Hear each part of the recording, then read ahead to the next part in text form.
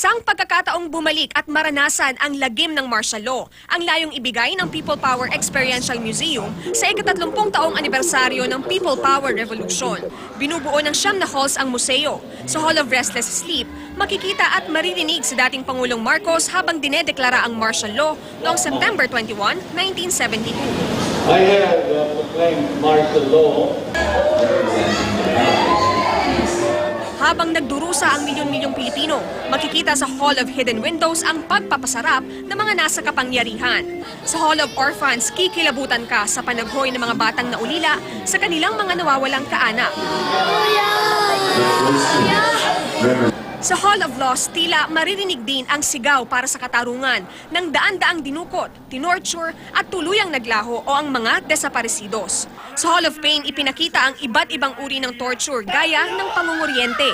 Sa Hall of Forgotten Martyrs, makikilala ang ilang Pilipinong nakipaglaban sa diktadurya, gaya ni dating Senador Ninoy Aquino, hanggang sa mapuno na ang mga Pilipino at sama-samang nag-aklas ng mapayapa laban kay Marcos. Seeing those pictures, seeing the enactment of what had happened during that time, I really feel that I was there.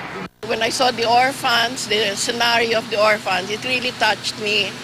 It really moved me to tears. Sana'y magpuna ang museo nito ng mas matibay na hangarin na pangalagaan ang demokrasya na sisigurong di na mauulit-ulit ang ganitong katinding kamalian.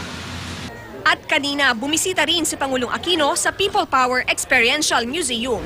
Daan-daang individual din ang bumisita sa museo na nasa Camp Aguinaldo. Hanggang alas 11 na lang ng gabi bukas ang Experiential Museum. Pero nagboluntaryo daw ang lokal na pamahalaan ng Quezon City na ilipat ito sa Quezon City Circle. Sa ganitong paraan, mas maraming Pilipino pa ang makakaalam sa kasaysayan at mga aral ng People Power Revolution.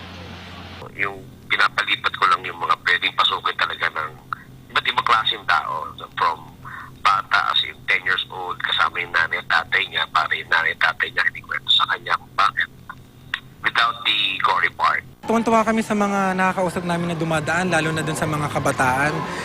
Talagang naantig yung kanilang damdamin. Tingin po namin, mission accomplished po kami. Victoria Tulad Nakatutok, 24 Oras.